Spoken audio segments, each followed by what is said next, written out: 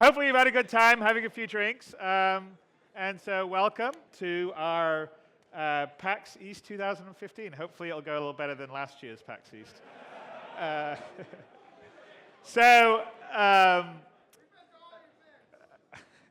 Awesome.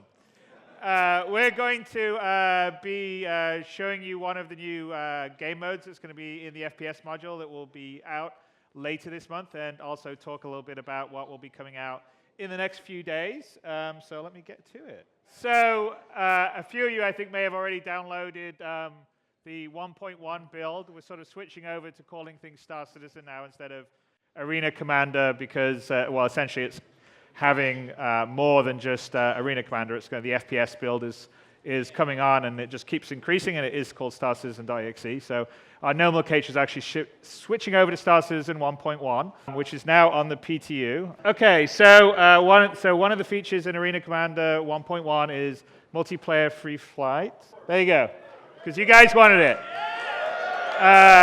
So you can fly around in free flight with your friends, which is kind of fun because you don't have a competition, you don't have a timer, and you can try to do all sorts of crazy stuff in spaceflight, like EVAing out and getting into each other's ships and all the rest of the stuff, which you guys managed to do anyway, which is pretty awesome because we see all those videos.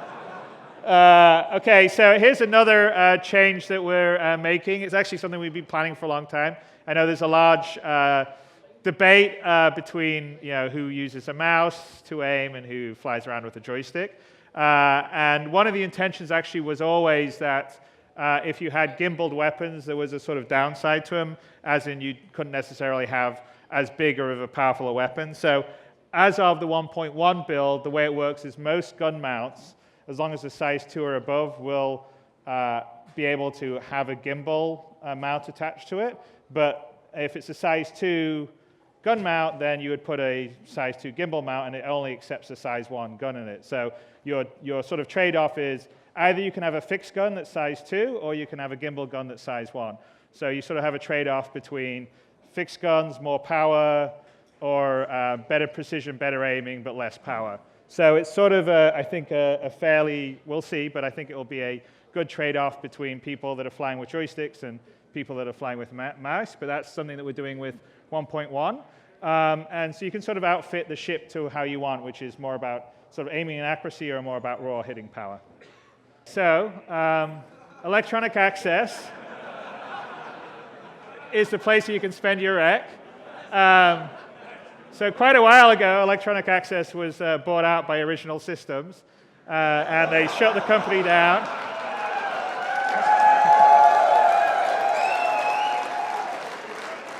And now they just use it as a digital storefront.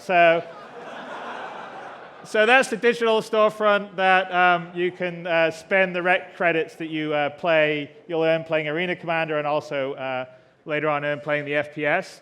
And so that's where if you play more, you earn the rec, and then you'll be able to get different weapons or unlock different ships without having to sort of pledge or pay for them. So it's sort of the system that we talked about that's going to allow people to just have their base ship and still try out a whole bunch of stuff in Arena Commander, or try out a bunch of stuff in the FPS without having to pledge for anything extra, which is something that we wanted for the final game, and we sort of felt like we need to bring it up ahead of schedule to make sure that no one feels compelled to get an extra gun or pay for an extra gun. Not that we hate that, because it helps us make a bigger and better game, but everyone should basically play the way they want. So if they want to spend the time or they want to support the project, it's completely up to them. And you can do that at the EA store.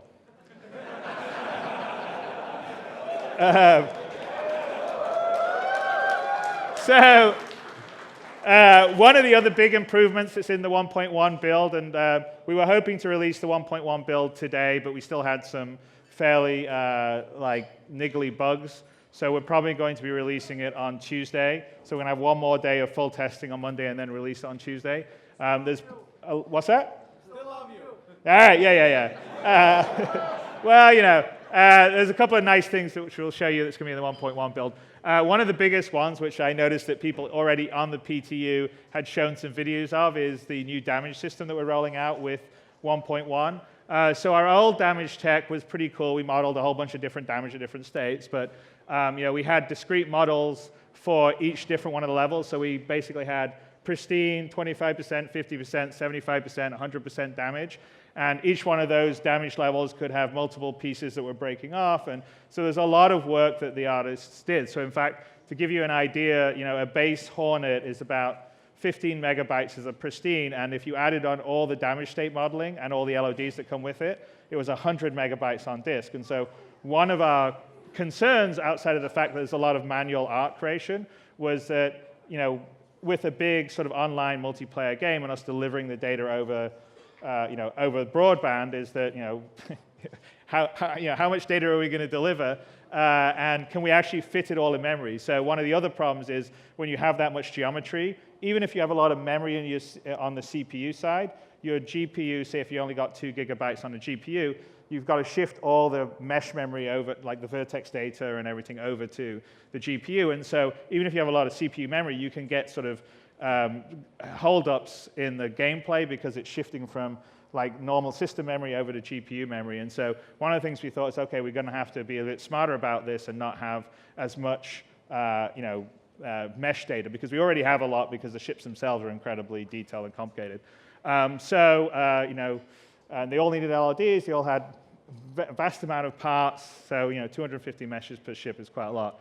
So, and that's kind of what we were doing on the old damage tech. You can sort of see the Hornet and pre-broken up into different pieces. There we go. Choose on clicking here. So the new, yeah, I know. We've got some nice videos to show. The new damage tech. So we basically procedurally model like when we hit on a surface, we model whether it's a ballistic, whether it's a laser, whether it's an energy blast, whether it's an explosive blast. We have deformation, thickness, temperature, and burn in it. It's all very cool. So the actual effects are where you hit exactly on the ship you'll see. We don't need the predefined states anymore or the LODs. We basically take the pristine mesh, we have it pre-cut into all the obvious sort of breakable parts, and then everything gets procedurally modeled, and then if there's enough damage at a seam point, then we'll break off the part of the ship, which is quite cool. And we use DX11 and direct compute to enable the more complex damage model and improve visuals, and we'll longer term be using sort of DirectX 12 and OpenGL next. So here's a little video of it.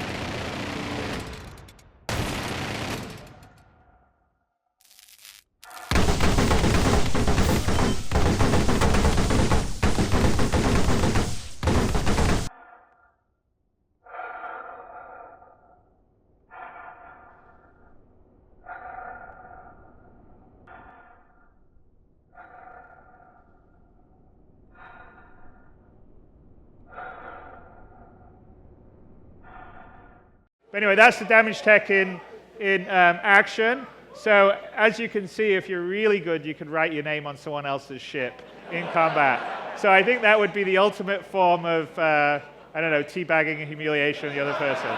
So I'm looking forward to seeing the first community video where someone manages to write their name on someone else. All right, so the last big thing is Retaliator is going to be hangar ready, and we're working pretty hard on getting it flying, which is going to be pretty awesome. The thing's a beast, and so we have a little video for you.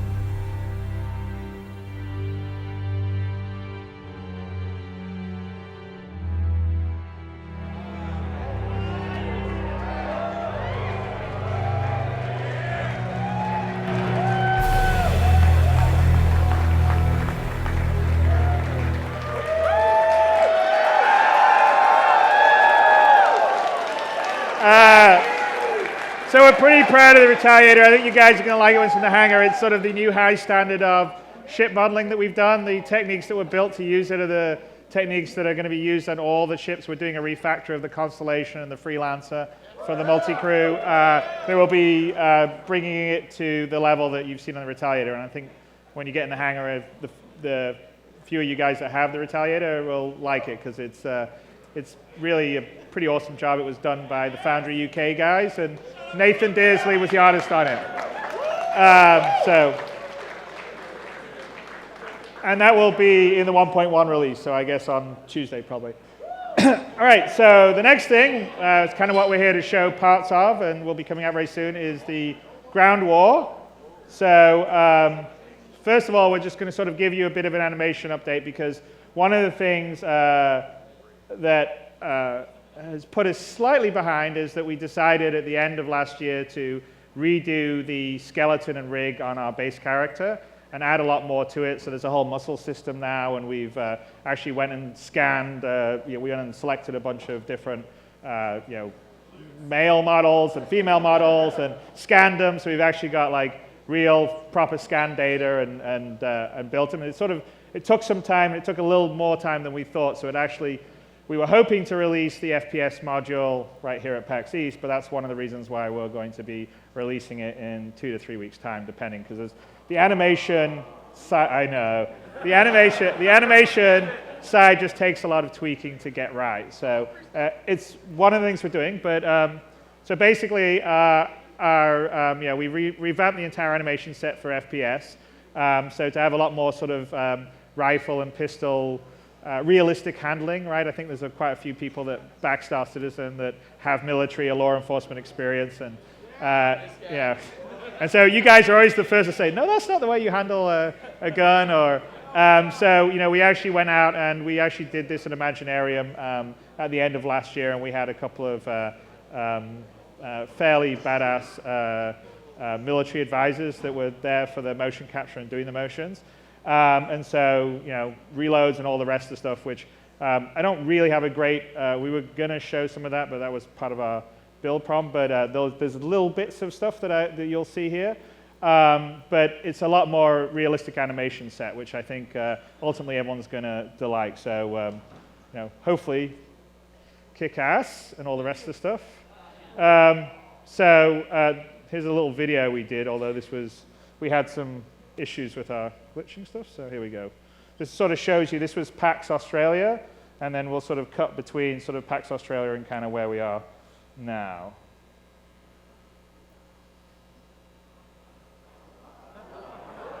So the gun position's a lot better, the gun modeling's fairly better, I think.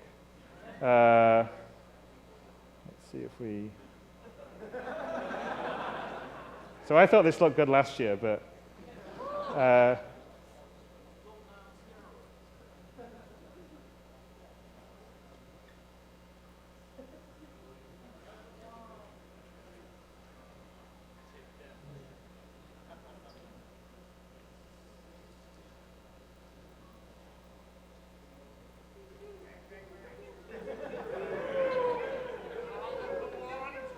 yeah.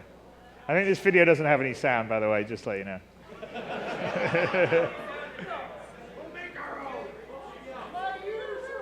And that's the old walk, which you could, or the old sort of semi-run where you could say, well, he's a bit stiff. So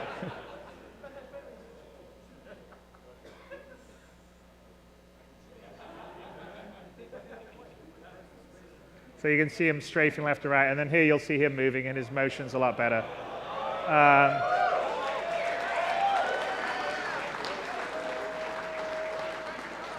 So there's more weight, there's more secondary sort of animation. We actually have a full muscle system, which there's a silly little video at the end that kind of demonstrates it, although it's fairly short.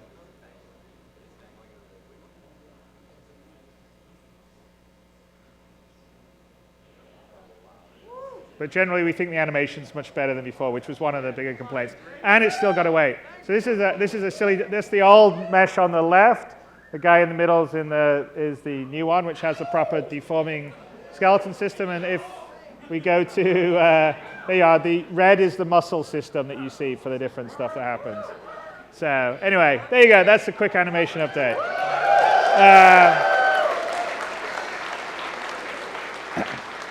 So we still have some work to do, which is one of the reasons why we're not giving you the FPS this week.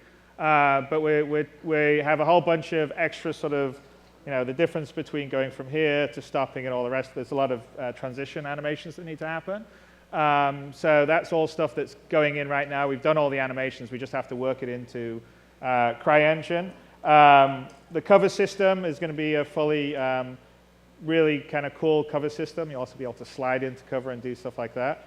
The hit-death reaction, like where you get hit in different places, that's all the stuff that we're working on and finessing. We've got some pretty cool crouch movement. We've got pro movement as well. And we're also going to have sort of 3 stages of movement. So there's sort of like an off position, there's an alerted position, and there's sort of your iron sight or ADS position when sort of running around with the weapon out.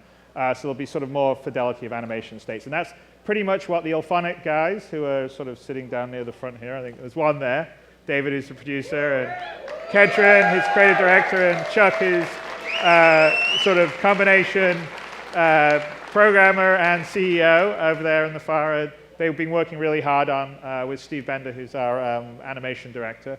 And give them a few more weeks. I think it's going to be looking really pretty awesome. So our goal is basically, well, to have pretty damn badass soldiers running around. But no, to really sort of like, we want to complement the realistic, so a whole bunch of the idea of Star Citizen is sort of make the world feel real. And so, this isn't going to be sort of a respawn battle where you would get in maybe a more typical run and gun FPS, because there's sort of permadeath to a certain extent in the world, and there's a whole level of persistence. And so we're trying to make things more realistic and have a combination between fun and realism. And so that's it. Zero G, which we are going to be showing you. People are actually going to get to play on Zero G here in a little bit. It's pretty cool. That's still got a bunch of animation and programming we've got to do to get that sort of full style of, if you've seen the film Gravity, in terms of grabbing and pulling and pushing. We've got the basics of that system in, but it needs a lot of finesse. But that's one of the big goals. And when those two things are there, that's really what's going to be that's what's preventing us releasing the FPS right now, and what we plan to release in about 3 weeks' time. Okay, so we, as everything, we like to do in-fiction stuff. So interdimensional software is this, there you are. It's a little startup with a couple of folks like James Romanoff and James Van Dyke. Well, they've created their new household realistic simulator, which is called Star Marine. So, and that is available to be played in your sim pod in the hangar. Of course, available from Electronic Access. So there's just a quick go over the various different armors. So each side, there's 3 levels of armor. There's light armor, medium, and heavy. So this is the Marine light armor. And just as a note, all our character models, so we're working on a new sort of modular armor system, and so we're actually doing a full rework of what the armor will be for, and the base models will be for the Marines and the Outlaws. So on the first release of FPS, you're going to get these models, but not that, down the road, within a few months, we're going to be switching them out for the new future Star Citizen, which is a higher level of character modeling. So right now, we sort of feel like these are okay, but they're not good enough, and they need to be better, because everything in Star Citizen has to be, as good or better than anything out there. So they're not quite there yet, that's all I'm going to say. This is the light Outlaw, who I think is actually the weakest. Medium, you have a medium Marine outfit, medium Outlaw, heavy Marine, and the heavy Outlaw is kind of like a fat Hellcast at the moment, I think. And then there's a selection of weapons that you have. I mean, you have a combustion pistol. This is the laser pistol, which I think you saw in the video there. The Devastator, which is electric shotgun, which I don't think anyone's shown off or used yet, but it's pretty cool. The Bearing, which is what you've seen in most of the videos, which is the ballistic sort of submachine gun. It's a laser assault rifle, which was, I think the Outlaws were using this in the demo we did in PAX Australia. There's a sniper rifle, and there's a shotgun, and a few other things. There's various different kinds of grenades, so frag grenade, there's a sort of force propulsion grenade, which pushes everyone back, and there's the EMP grenade, which is pretty cool because it takes out all the screens and people's HUDs and sort of disables your view if you're relying on electronic stuff. There's various different items to use, like a personal med kit to fix yourself up, personal shield, a hologram, which will dupe who you are, and a sort of, air denial system. Okay, so you can choose 2 types of, the base FPS module that gets released has 2 game modes. So the first one is what we demoed in PAX Australia. So it's more traditional combat, it's more like Counter-Strike or something. That's on the Gold Horizon space station. And in that, we'll have 8 versus 8 player combat. And it's Marines versus Outlaws. New battle, new weapons, armor, all the rest of the stuff. The whole environment's damageable. disable lighting. So you could also turn the gravity off and on of the station, so that sort of changes the playing field when you're in a combat situation. And here's a little walkthrough of the environment, so you can sort of see the different locations, because we didn't get a chance to do this in PAX Australia. So you can sort of see, because it's kind of a really detailed and beautiful, fun environment that I think will be a lot of fun to blast each other in.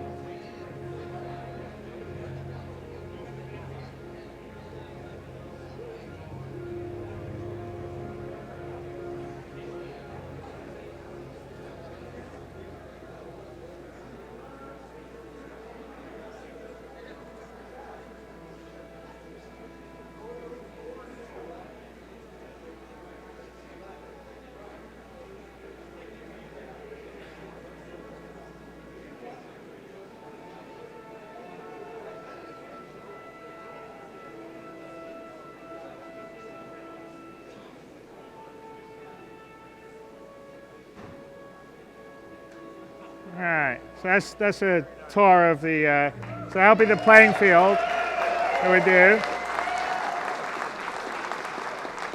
And then the second game mode, which is the one that we're going to do live here and let people play, is zero gravity. So if anyone's seen Ender's Game and the battle mode, it's pretty much that. It's in Astro Arena. It actually is going to be 16 versus 16. Up to, not necessarily has to be 16 versus 16. And basically it's going to be something that people can use to sort of train zero-G movement mechanics and also have a sort of fun, I don't know, like in fiction. So ultimately in the world of Star Citizen, this would be something you could form teams and compete with, just the same way that we're going to have racing competitions. So there'll be, leagues and championships and everything else like that. So it'll be kind of fun. One thing that you use is the laser pistol, which has a grappling beam on it. You'll see it in action, but basically as you go around in zero-G, you can fire out the beam and you can use it to pull yourself around. Here's some views of action Astro Arena, which we will see. That's the team starting area. So now we're going to do it. I don't know, are we guys ready? All right. There you go. Okay, well, I think it's whenever they're ready to switch over.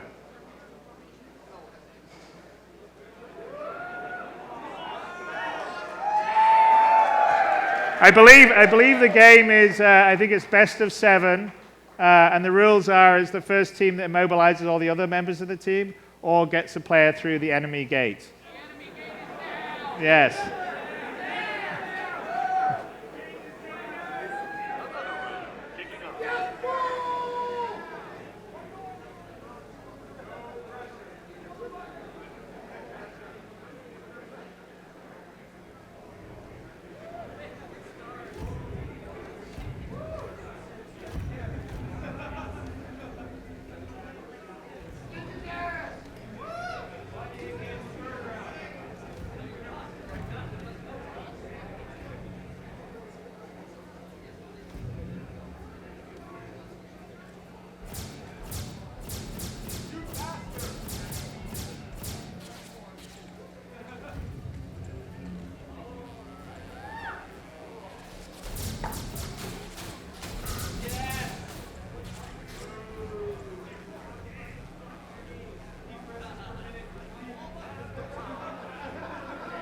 All right. Best of 7. All right. One to the Retaliator team.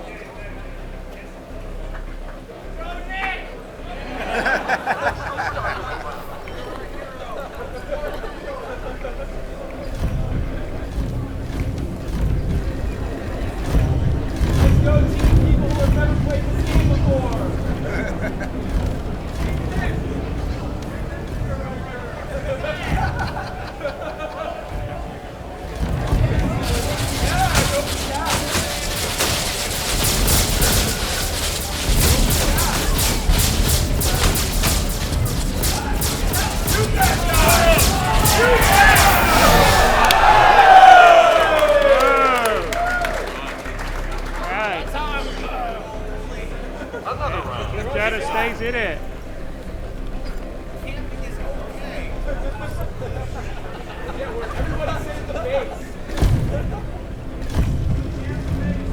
Camp the base!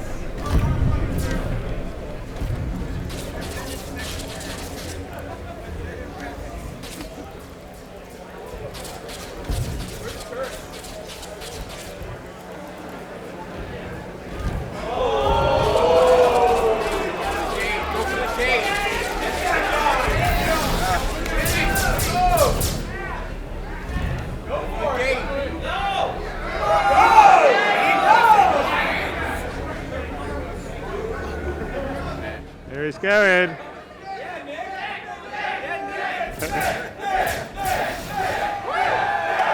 Oh, it's tied. All right, this is an exciting match, I think. Hey, by the way, who is Team Jatta here? Can you put your... You don't know? Who's on which team? It's all the yellow. Arrow is purple. Jet is yellow. Or arrow is yellow.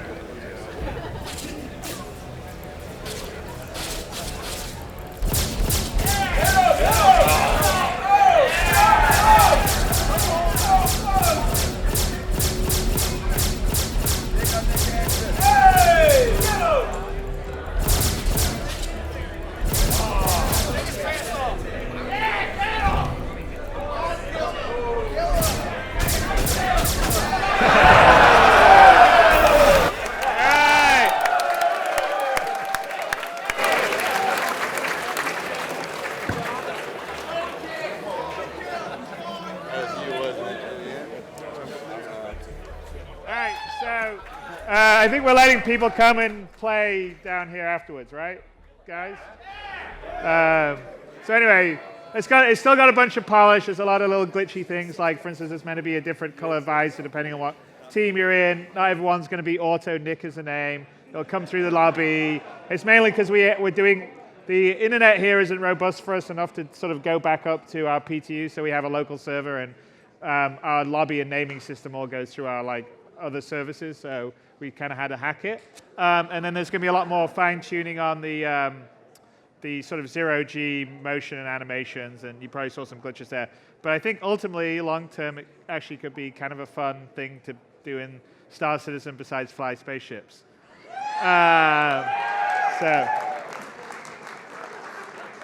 So after 1.1.1 comes out, which is the FPS module, which will be in probably by the end of this month, the next thing we're going to do, which we're going to show a preview of at South by Southwest next week, but it will be in early April, is the social module. And that's where you get to leave your hangar, walk around the planet side. In the case of the social module, it will be Stanton, ArcCorp in the Stanton system. And that'll give you a preview of sort of interacting on a planet-side basis when you're visiting planets. So that should be cool, and we're going to demo that in a week, so hopefully you guys will like that. And then this is the sort of schedule for this year, which we talked about before. So the first-person shooter module by the end of this month. Social module next month, we'll be delivering it. Arena Commander 2.0, which is the multi-crew stuff, where you'll be able to fly the Retaliator and the Constellation, all the rest of the stuff. That'll be sort of summertime. And the end of this year is going to be Squadron 42. So I think right now it's looking to be... about 20 hours and about 70 missions in what we're releasing at the end of this year. So we've sort of decided we have this big overarching storyline, and so in, sort of as a nod to the sort of Wing Commander trilogy, we're going to have this overarching trilogy of Squadron, like the story. Yeah, so it won't be Kilrathi, Vandal, but it'll be very similar. And then we're going to have the sort of very early build of the full persistent universe. There'll be a limited number of systems, but you'll be able to take off, fly, land, trade, interact, do some of the professions, not all the professions, and that'll be the end of the year. So I think that is it for me on the presentation. So come and play all this stuff. Hopefully you liked what you saw. I mean, I have to say that we have the best community anywhere of any game, and we couldn't be doing everything we're doing without all your guys' support, right? So we got everyone on this team is incredibly passionate about making the best damn space sim ever, also the best first-person universe ever, and we couldn't do it without your support. I would like to thank the Ilphonic guys, so I've called out a few of them, Chuck and Kedron and David, but there's a whole team back in Denver that's been crunching on the FPS. They're going to continue to crunch on the FPS so we get it out. There's a fair number of people in the rest of the company that also work on the FPS, on animations, on characters, and they all work really hard towards it. The ship team worked really hard on things like the Retaliator and the damage stuff that you saw. But generally, we've got an amazing set of developers around the world. Los Angeles and Austin and Manchester and Frankfurt, and then we've got great partners like Ilphonic in Denver and Behavior in Montreal, and Turbulent who do our web stuff. So all those guys are making all this happen for you guys and also for us because we want to play this game too. And I'd just like to thank you for continuing to support, and have some drinks and try a little bit of Astro Armada out. That'd be great. Bye, guys.